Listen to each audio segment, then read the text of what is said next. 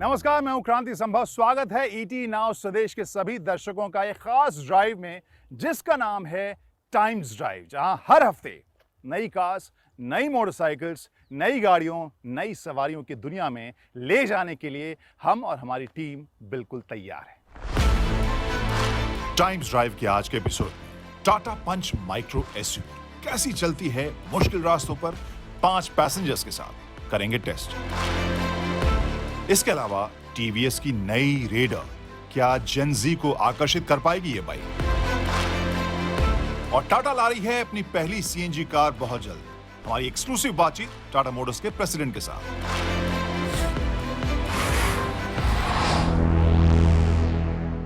नमस्ते times I family, I am क्रांति संभव। सेगमेंट के लिए न्यू प्रोडक्ट और टाटा मोटर्स के लिए बिल्कुल नया segment. We are talking about this latest Tata Punch जो आई है माइक्रो एसयूवी के तौर पर।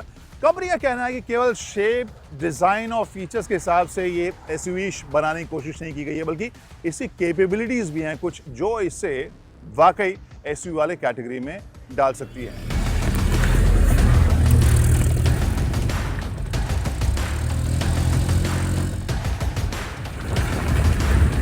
सबको हम बिठा के फिर चेक करेंगे कि यहाँ 5 सीटर के तौर पर पंच में कितना पंच है। 5 लोगों के साथ भी ये मुझे बहुत ज्यादा कमजोर नहीं लग रही है। आपको इंजन की आवाज कैबिन में अच्छे से आती है। जो शिफ्ट है वो टाइम लेता है, वो लैग आप महसूस करेंगे। जो अंदाजा लगाया जा रहा था कि ये क्या क्विड या एस्प्रेसो जैसे माइक्रो एसयूवी की शेप में जो गाड़ियां आती हैं उसके बराबर होगी, या फिर मैग्नाइट और काइगर, आई गेस दूसरे यानी मैग्नाइट काइगर वाले कैटेगरी में इसका शेप और जो सांस है वो मुझे नजर आ रहा है।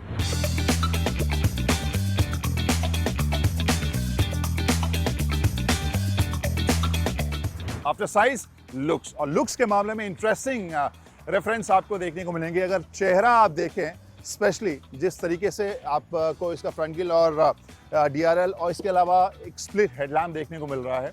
इसके बड़े से बड़े भाई यानी हैरियर की आपको याद आएगी। नेक्सॉन ऑब्वियसली जो कैटेगरी वाइज नज़दीक सबसे ज़्यादा है, लेकिन उससे डिस्टिंक्ट बनाने के लिए कंपनी ने इसे हैरियर वाली फील ज़्यादा दी है। और इसमें सबसे बड़ा रोल, जैसे हमने बताया, ये डीआरएल और हेडलैम्प का आपको नज़र आ रहा है। नीचे आपको फॉग लैम्प्स भी नज़र आएंगे।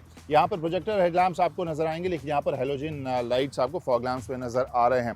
अगर मैं फ्रंट ग्रिल की बात करूँ, यहाँ पर पियानो ब्लैक फिनिश के साथ ये ट्राई एरो वाले जो पैटर्न हैं आपको इस फ्रंट ग्रिल में भी देखने को मिलेंगे। और साथ में ये क्रोम का जो लाइन है वो काफ़ी टेस्टफुली इसमें इंटीग्रेट करता हुआ नज़र आ रहा है। और ओवरऑल अगर मैं देखूँ तो आई लाइक दिस लुक। ये क्रिएटिव वाला वर्जन हमारे पास है जिसमें आप डायमंड कट अलॉयज देख सकते हैं 16 इंचेस वाले, और जो क्लैडिंग है वो आपको पूरी ब्लैक क्लैडिंग यहाँ पर नज़र आ रही है। साइड में एक और एलिमेंट, दरवाज़ा देखिए 90 डिग्री। जी हाँ, टाटा मोटर्स की एक खूबी रही है, एंट्री एग्जिट वो आसान बनाते हैं।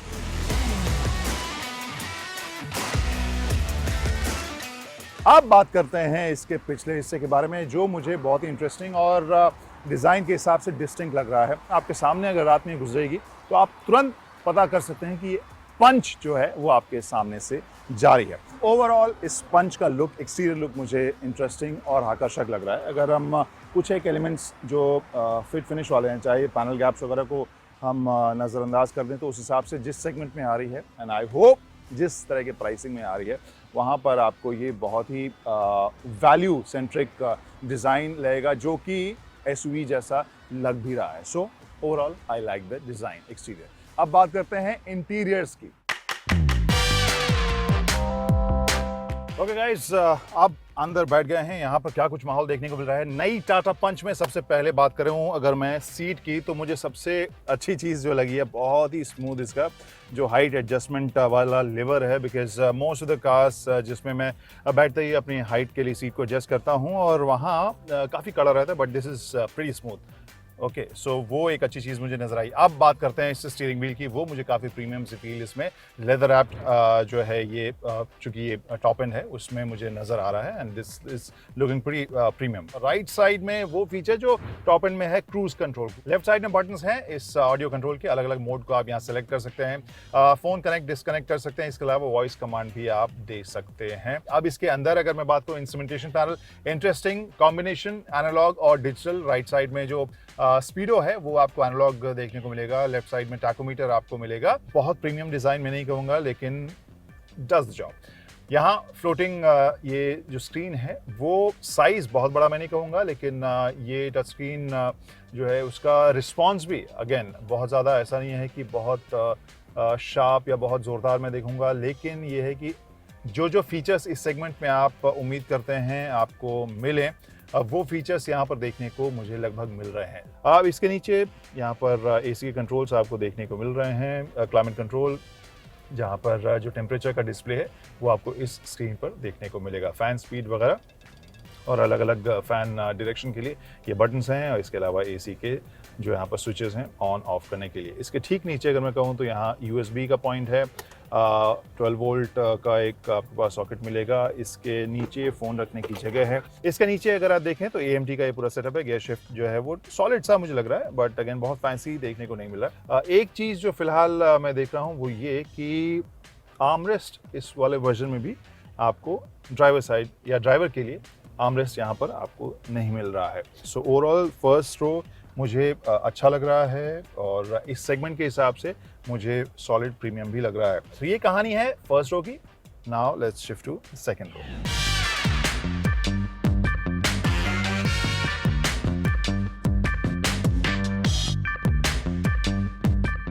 ओके सो क्रांति समर recording from the second row of Tata Punch. यहाँ पे मैंने इस सीट को अपने हिसाब से एडजस्ट किया है और उस हिसाब से मेरी हाइट विच इज़ 6'3", वहाँ आपको नी रूम कम होता दिखाई देगा। फुट मूवमेंट के लिए आप मुझे जगह यहाँ अच्छी लग रही है, प्लस जो फ्लोर है वो ऑलमोस्ट प्लेन है, बिल्कुल प्लेन है which is good for 3 passengers अगर उनको फुट मूवमेंट और पाँव रखने के लिए जगह की ज़रूरत होती है। एक चीज़ जो हमने आगे वाले सीट पे भी फील की थी वही यहाँ भी फील कर रहा हूँ कि अगर आपको अच्छे रूम वाली गाड़ी चाहिए तो ये एक अच्छी फील यहाँ पर आपको मिलेगी। आप लंबे हैं तो फिर यहाँ हेड रूम की आपको समस्या पंच में नहीं मिलेगी। इस वाले वर्जन में आपको सेकेंड रो के लिए एक आर्मरेस्ट भी देखने को मिल रहा है। वहीं एक चीज़ जो मिस मैं यहाँ पर कर रहा हूँ वो है सेकेंड रो के लिए एसी वेंट, यहाँ पर वो नज़र आपको नहीं आएगा। अब बात करते हैं लगेज स्पेस की।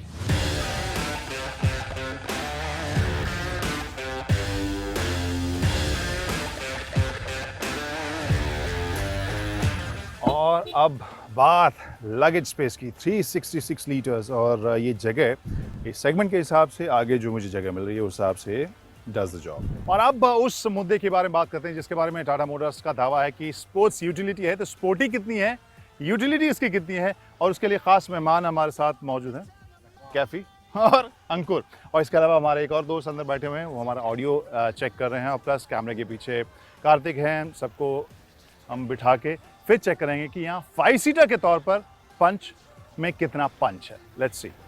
हम सभी मास्क पहन रहे हैं, हम सभी को जो वैक्सीन है वो लग चुका है, so we are taking all the precautions.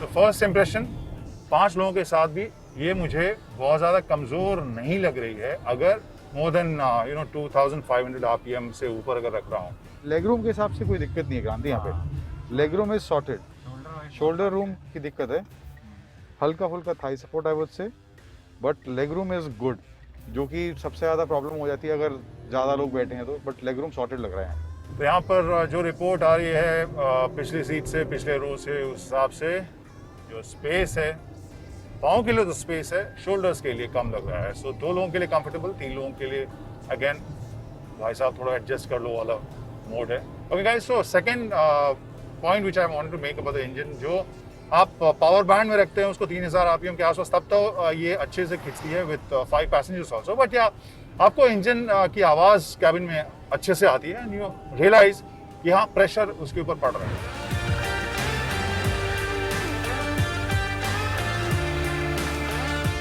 Now the AMT transmission जो है इसका, वो आपको थोड़ा डिसअपॉइंटिंग लगेगा, क्योंकि अब जिस तरह के ट्रांसमिशन हमें मिल रहा है वो ऑटोमेटिक वाले बात आपको पहले से कहीं ज़्यादा स्विफ्ट क्रिस्प मिल रहा है। इसमें जो शिफ्ट है वो टाइम लेता है, वो लैग आप महसूस करेंगे, लेकिन अगेन जब आप याद करेंगे कौन से सेगमेंट में है तब शायद आपको बात उतनी खले नहीं। कैफी बिल्कुल चुप रहा, तो उसको बुलवाने के लिए कुछ करना पड़ेगा मुझे। ऑफ रोडिंग भी जा रहे हैं।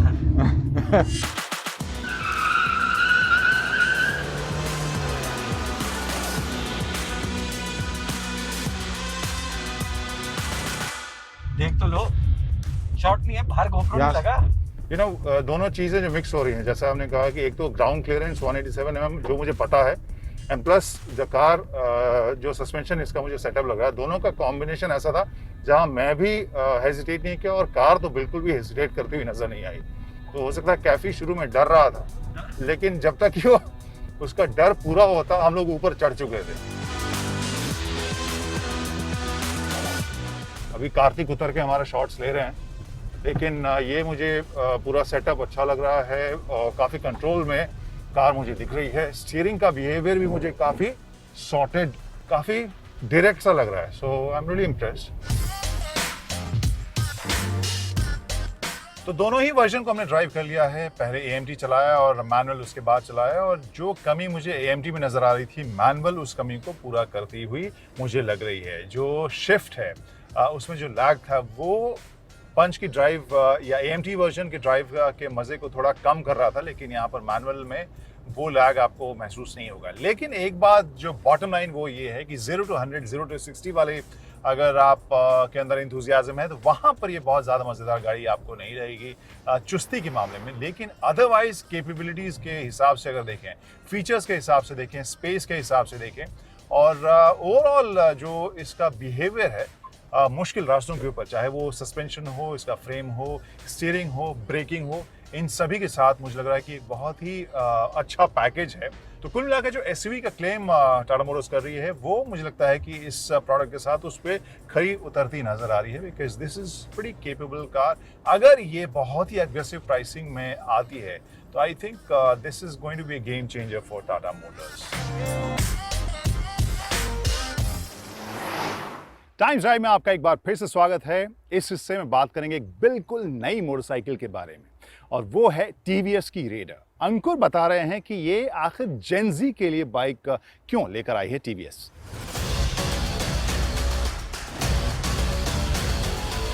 आज आपके लिए हम इस वीडियो में लेकर आए हैं TVS की रेडियन का बड़ा भाई TVS रेडर। ये है नई TVS की 125cc बाइक TVS रेडर। काफी अपीलिंग, ये पहली झलक में ही आपको देखने में जरूर लगेगी। काफी अच्छा शुरुआती टॉर्क रेडर में देखने को मिलेगा।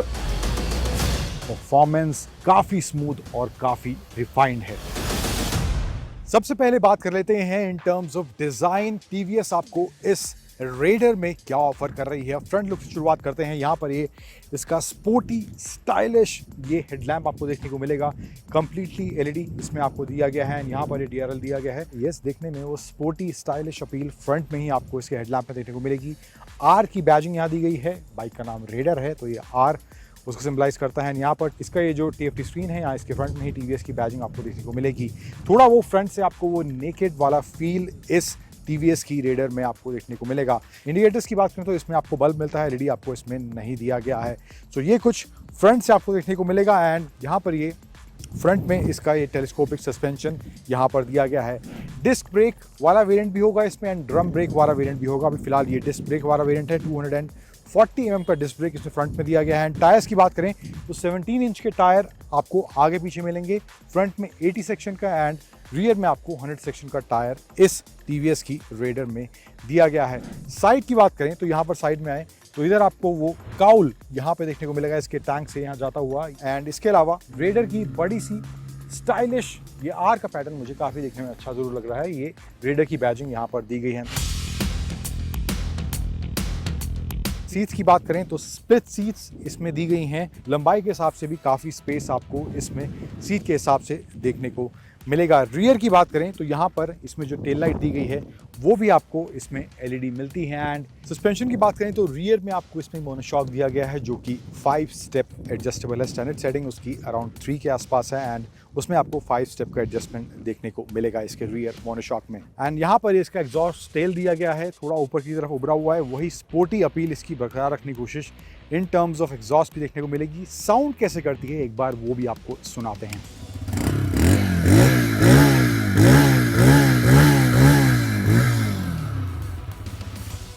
तो वो ग्रंट आपको इसके एग्जॉस्ट नोट में फील होगा। इधर आपको इसका ये USB चार्जिंग पॉइंट एक दिया गया है एकदम फ्रंट में, टैंक के बीच में ही यहाँ पर देखने को मिलेगा।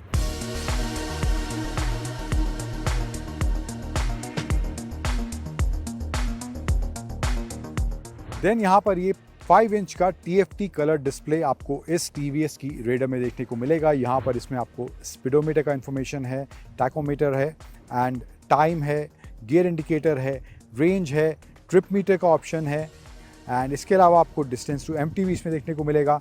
एंड इसके अलावा इसमें आपको आइडल स्टार्ट स्टॉप जो टेक्नोलॉजी आती है ISS TVS जिसे कहती है वो भी आपको इसमें दी गई है। अगर बाइक आप रेड लाइट पर जाकर रुकते हैं तो ऑटोमेटिकली वो टर्न ऑफ हो जाएगी और आप उसको न्यूट्रल में अगर आप हैं तो एक्सीलरेट करेंगे तो बाइक ऑटोमेटिकली ऑन हो जाएगी। अगर आप गियर में हैं तो क्लच दबा के आप एक्सीलरेट करेंगे तो बाइक ऑटोमेटिकली ऑन हो जाएगी। आज हम इसे यहाँ पर एक बहुत छोटे से ट्रैक पर चलाएंगे, बट स्टिल परफॉर्मेंस के हिसाब से ये इंजन कैसा है चलाने में, कैसी है इसकी ride quality, let's go and find that out. बात करें अब TVS की इस 125cc बाइक रेडर के परफॉर्मेंस की, राइड क्वालिटी इसकी कैसी है, तो इंजन के आंकड़ों की बात करें तो इसमें आपको 125cc का इंजन मिलता है। पावर उससे जनरेट होता है 11 bhp का at 7500 RPM and torque generate होता है 11.2 newton metre at 5000 RPM। Mileage जो फिलहाल TVS अभी इसकी क्लेम कर रहा है वो है 67 kmpl। डायमेंशंस की बात करें तो व्हील बेस इसका है 1326 मिलीमीटर एंड जो इसका ग्राउंड क्लियरेंस है वो है 180 mm का। सीट हाइट की बात करें तो वो है 780 mm की। फ्यूल टैंक कैपेसिटी है 10 लीटर्स एंड कर्व वेट जो इस TVS की रेडर का है वो है 123 kg। इंजन परफॉर्मेंस को लेकर मैं 100 की एक बात कहूँगा कि performance wise engine very well refined है, बहुत ही स्मूथ है और पावर और टॉर्क के हिसाब से भी आपको वो निराश नहीं करेगा। अराउंड 95 की मैक्स स्पीड तक हम इसको ले गए। छोटा सा ट्रैक था जहाँ हमें ये बाइक चलाने को मिली, वहाँ पर हम ये स्पीड अचीव कर पाए और उस स्पीड पर भी आपको इसके इंजन के परफॉर्मेंस से कोई शिकायत नहीं होगी। फिर जो 5 स्पीड का गियर बॉक्स दिया गया है वो भी काफ़ी प्रिसाइज है, सटीक है, उसमें भी कोई आपको फॉल्स गियर वाले इशू महसूस नहीं होंगे। वो भी आप तेज़ रफ्तार में हैं या धीमी रफ्तार में चला रहे हैं, काफ़ी प्रिसाइजली वो स्लॉट होता है।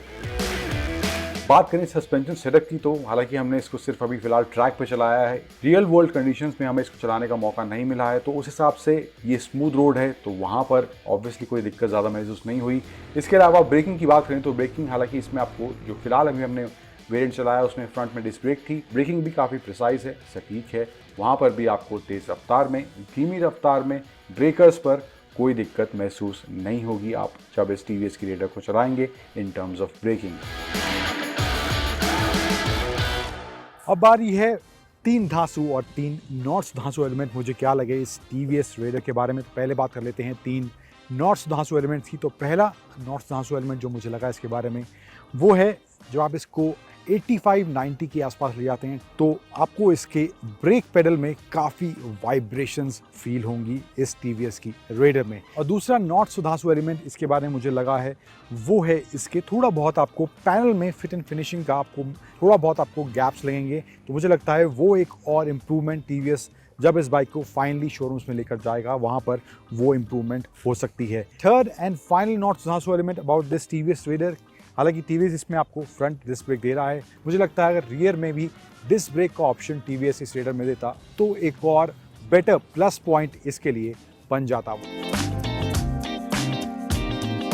अब बात करते हैं 3 धांसू एलिमेंट की। तो पहला धांसू एलिमेंट जो मुझे इसके बारे में लगा है वो है इसका ये जो 125cc का 3 वाल्व इंजन दिया गया है। इसका परफॉर्मेंस वाकई में काफी स्मूथ और काफी रिफाइंड है। एंड द सेकंड धांसू element about this bike is the ride quality that you get in this TVS Raider, वो भी आपको बिल्कुल भी निराश नहीं करेगी। और तीसरा फाइनल धांसू एलिमेंट जो मुझे इसके बारे में लगा है वो है इसका स्टाइल और डिजाइन, काफी अपीलिंग, ये पहली झलक में ही आपको देखने में जरूर लगेगी।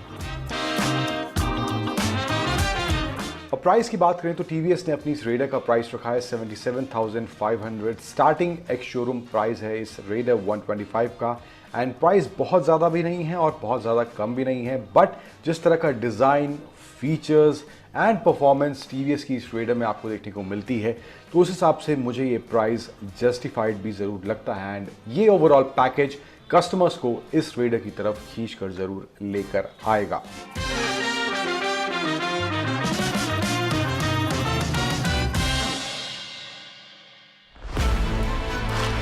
ब्रेक के बाद देखिए हमारी खास बातचीत प्रेसिडेंट टाटा मोटर्स के साथ, जिसमें हम जानेंगे कि कब ला रहे हैं वो अपनी बिल्कुल नई सीएनजी कार।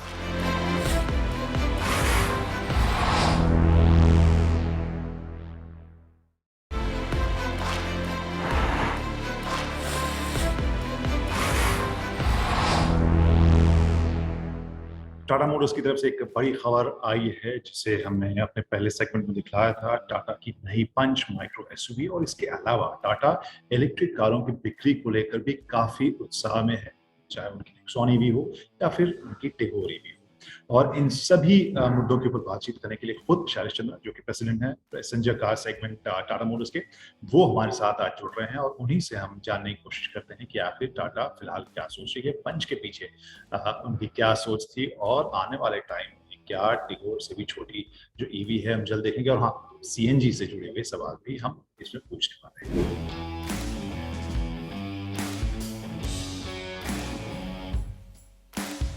बहुत शुक्रिया हमसे जुड़ने के लिए। पहला सवाल तो ये है कि पंच जो एक माइक्रो एसयूवी सेगमेंट में आई है, उसके पीछे आपकी सोच क्या रही? जब हम लोग पंच के बारे में सोच रहे थे तो हमने देखा कि लास्ट 5-10 इयर्स में एसयूवी सेगमेंट फ्रैगमेंट हो रहा है, और इस फ्रैगमेंटेशन में ज़्यादातर एसयूवीज जो है वो फोकस थी 4 मीटर के अबव लेंथ वाली एसयूवीज पर। लेकिन जो अफोर्डेबल सेगमेंट था, जो 4 मीटर के नीचे वाली कारें हैं, उसमें आप सिर्फ हैचेस और सेडान्स देख रहे थे। तो एक लेटेंट नीड हमने देखा कि लेस देन 4 मीटर में एक रियल अनकॉम्प्रोमाइज्ड एसयूवी की ज़रूरत है कस्टमर्स के लिए। इस सेगमेंट में कस्टमर टर्बो का भी इंतजार कर रहे हैं, और इस सेगमेंट में सीएनजी भी काफी अहमियत रखता है। तो वो सभी विकल्पों के बारे में आप क्या जानकारी शेयर कर सकते हैं? इस बारे में अभी तो नहीं बता सकता हूँ, क्योंकि हम लोगों ने जो एनए लाया है उसकी इंजन जो है हम लोगों ने डायनो प्रो करके जो हम लोगों ने टेक्नोलॉजी लाई है, इसमें काफ़ी पंच है, इसमें लो एंड टॉर्क काफ़ी अच्छा है, और इसका परफॉर्मेंस जो है काफ़ी सुपीरियर है। इसलिए मुझे अभी इमीडिएट ज़रूरत नहीं लगती है टर्बोचार्ज की। सीएनजी मैं समझता हूँ कि सबसे पहले हम लोग 1 महीने के अंदर हम लोग लॉन्च करने वाले हैं पहली सीएनजी कार। उसके बाद जैसे जैसे जिस सेगमेंट में हमें सीएनजी लगेगा कि वायबल है, हम लोग लॉन्च करेंगे। बट एक डेफिनेटली एक ये ऑप्शन हमारे टाटा पंच में ज़रूर है, और हम इसको ध्यान में रख रहे हैं। फेस्टिव सीजन 2020 वर्सेस 2021, अब इन दोनों में आपका आकलन क्या है, आपकी रीडिंग क्या है, किस तरह से दोनों में अंतर आप देख रहे हैं? मुझे लगता है डिमांड, अगर मैं डिमांड की बात करूं तो पिछले फेस्टिव सीजन जैसी ही स्ट्रांग होगी, बट सप्लाई जो है वो काफ़ी अलग है इस मंथ सेमीकंडक्टर क्राइसिस के कारण, और इसका असर सप्लाई में ज़रूर दिखेगा। तो इस मंथ जो भी सेल नंबर आप देखेंगे ये पिछले फेस्टिव सीजन से कम होंगी, क्योंकि सप्लाई कम है। चिप शॉर्टेज एक बहुत बड़ा मुद्दा रहा है ओवरऑल इंडस्ट्री के लिए, आप किस तरह से देख रहे हैं, कब तक वो नॉर्मलाइज हो सकता है? देखिए, जो नॉर्मल इंडस्ट्री वॉल्यूम हम देख रहे थे Q4 में, अगर आप देखें लास्ट फाइनेंशियल ईयर में, तो करीब 3-3.25 लाख के बीच में गाड़ियाँ बिक रही थी हर महीने, और उस समय भी हम लोग सेमीकंडक्टर क्राइसिस फेस कर रहे थे। लेकिन लास्ट 2 क्वार्टर में 2 ऐसी इवेंट्स हुई हैं जिसके कारण ये सिचुएशन थोड़ा और ख़राब हो गया। एक तो जापान में आप देखे होंगे फायर इंसिडेंस हुआ था रेनेसेस में, जिसके कारण उससे 2-3 महीने हमने इम्पैक्ट देखा था उसका। और उसके बाद मलेशिया में अभी कोविड वेव आया था जिसके कारण फिर से डिसरप्शन हो गया, तो Q2 में उसका इम्पैक्ट देखा हमने। चूँकि ये दोनों चीज़ें नॉर्मलाइज हो गई हैं, मुझे लगता है कि जैसे हम लोगों ने Q4 में देखा था वैसी सिचुएशन अब वापस आनी चाहिए, ताकि इंडस्ट्री जो है 3-3.25 लाख करने में दिक्कत नहीं आनी चाहिए। लेकिन इन जनरल सप्लाई में स्ट्रेस रहेगा, जो मुझे लगता है सेमीकंडक्टर में, और ये आने वाले क्वार्टर्स में अभी रहने वाली है। इलेक्ट्रिफिकेशन के बारे में समझना चाहेंगे कि जो आपके पोर्टफोलियो में हम देख रहे हैं उनका जो प्रदर्शन है वो काफ़ी अच्छा है। अब आने वाले वक्त में हम किस तरह से देखेंगे, जो बिक्री है ज़्यादा तेज़ी से बढ़ेगी या फिर इलेक्ट्रिफिकेशन का जो प्लान था वो थोड़ा सा डिले हुआ है, अगर ओवरऑल कार इंडस्ट्री की बात करें? जहाँ तक पहले हम लोगों ने प्रोजेक्ट किया था इलेक्ट्रिक व्हीकल की सेल को, उससे कहीं ज़्यादा हमने डिमांड देखा है। मैं ये तो डेफिनेटली कह सकता हूँ कि जितना हमने सोचा था उसका दुगना तो पक्का है। सो इलेक्ट्रिक व्हीकल के डिमांड में ज़्यादा बढ़ोतरी आई है। ये कम से कम मुझे याद है कि जब हमने लॉन्च किया था नेक्सॉन ईवी, हमें 300 350 के आसपास बुकिंग आया करती थी। आज के दिन में ये करीब 2500 से 3000 के बीच में हम लोग बुकिंग्स देख रहे हैं इलेक्ट्रिक कार्स की। सो ये काफ़ी तेज़ी से बढ़ोतरी हमने देखी है, और आने वाले दिनों में मुझे लगता है कि ये और तेज़ी से बढ़ेगी। बहुत शुक्रिया, आपने हमारे लिए वक्त निकाला, थैंक यू सो मच। तो द टाइम्स ड्राइव शो के पहले एपिसोड के बारे में क्या सोचते हैं आप ज़रूर हमें बताइएगा। कौन सी कार या मोटरसाइकिल आपको देखनी है, कोई डिलेमा है, आप कुछ खरीदना चाह रहे हैं और आपके दिमाग में कोई सवाल है, वो भी हमारे साथ ज़रूर शेयर कीजिएगा। और फिलहाल हमारी पूरी टीम को दीजिए इजाज़त, और बिजनेस की दुनिया की तमाम खबरों के लिए जुड़े रहिए 18 Now स्वदेश के साथ। धन्यवाद।